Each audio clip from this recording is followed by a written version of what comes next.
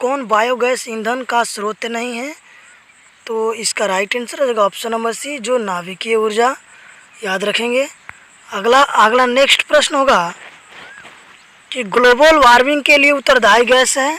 तो global warming के लिए उत्तरदायी गैस होता है CO2, जो ऑप्शन नंबर सी है। याद रखिएगा। नेक्स्ट अगला प्रश्न है कि सूर्य तथा अन्य तारों की विशाल ऊर्जा के स्रोत हैं। तो इसका राइट आंसर हो जाएगा ऑप्शन नंबर ए, जो नाभिकीय संलयन। नेक्स्ट अगला प्रश्न है कि नाभिकीय विखंडन को नियंत्रित करने में प्रयुक्त होता है। तो इसका right answer option number cadmium का छड़ हो जाएगा, जो ऑप्शन नंबर सी है इसका राइट आंसर। नेक्स्ट अगला प्रश्न होगा कि किसी नाभिकीय विखंडन में मुक्त ऊर्जा होता है। तो ये होता है 200 MV। तो इसका right answer option number C होगा।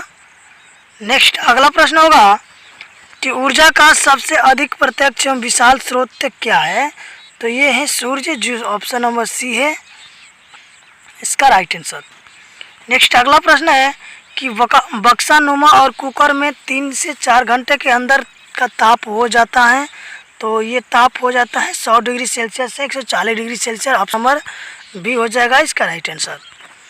दोस्तों अगला प्रश्न है कि पवनों का देश कहा जाता है। तो पवनों का देश कहा जाता है फिनलैंड को, डेनमार्क को। ऑप्शन नंबर सी हो जाएगा, जो ऑप्शन सी है।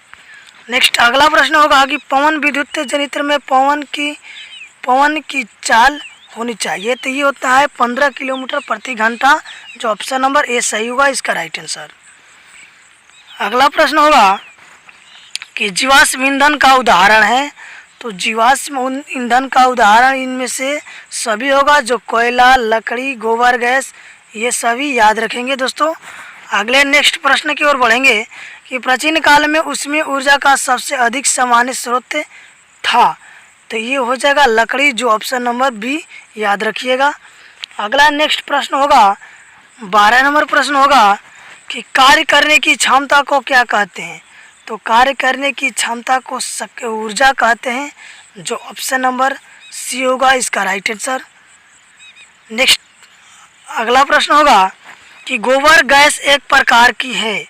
तो गोबर गैस एक बायोगैस है, जो ऑप्शन नंबर बी याद रखेंगे। अगला प्रश्न की ओर बढ़ेंगे कि नवीकरणीय ऊर्जा स्रोत है। नवीकरणीय ऊर्जा का स्रोत है ये सौर ऊर्जा, जो ऑप्शन नंबर बी में इसका राइट आंसर होगा। नेक्स्ट प्रश्न की ओर बढ़ेंगे कि जैव गैस एक उत्तम ईंधन है क्योंकि इसमें मीथेन गैस पाई जाती है। तो ये होता है इसमें 75% मीथेन गैस पाई जाती है। ऑप्शन नंबर डी याद रखिएगा। नेक्स्ट अगला प्रश्न है कि अनवीकरणीय ऊर्जा का स्रोत है। तो अनवीकरणीय ऊर्जा का स्रोत है इसमें से जीवाश्मी ईंधन, जो ऑप्शन नंबर ए इसका राइट आंसर होगा। 17 नंबर प्रश्न है कि सौर ऊर्जा को विद्युत ऊर्जा में परिवर्तित करती है। तो ये सौर सेल, जो ऑप्शन इसका सही सी होगा। अगले प्रश्न की ओर बढ़ेंगे कि एक उत्तम ईंधन है। तो एक उत्तम ईंधन है जैव गैस, जो ऑप्शन नंबर डी इसका राइट आंसर होगा। अगला प्रश्न होगा कि नरोरा नाभिकीय विद्युत संयंत्र किस राज्य में स्थित है। तो ये उत्तर प्रदेश में स्थित है, जो ऑप्शन इसका सी याद रखेंगे। अगला प्रश्न होगा कि जीवाश्मी ईंधन ऊर्जा के हैं। तो जीवाश्मी ईंधन ऊर्जा के अनवीकरणीय स्रोत हैं, जो ऑप्शन नंबर बी याद रखेंगे। 21वां प्रश्न है कि सरदार सरोवर बांध किस नदी पर बना है। तो ये नर्मदा नदी पर बना हुआ है, याद रखेंगे। ऑप्शन नंबर सी हो जाएगा।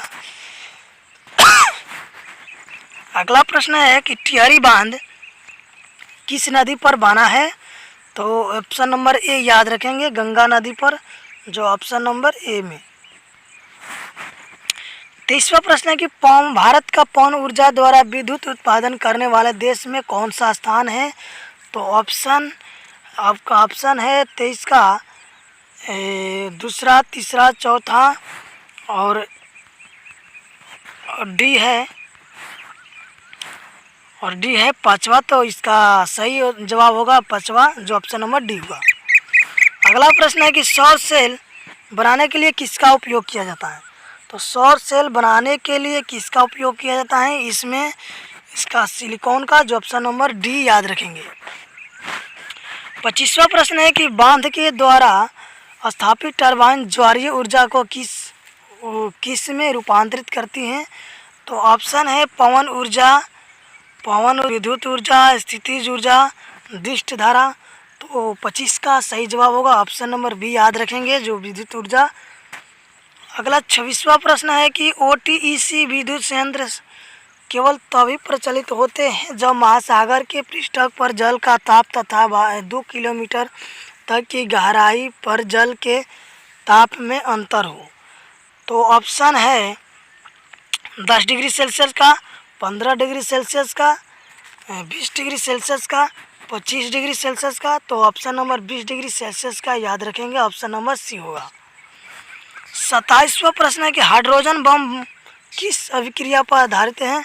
तो ऑप्शन के अनुसार इसमें 27 का राइट आंसर हो जाएगा नाभिकीय संलयन, याद रखेंगे, जो ऑप्शन नंबर बी होगा।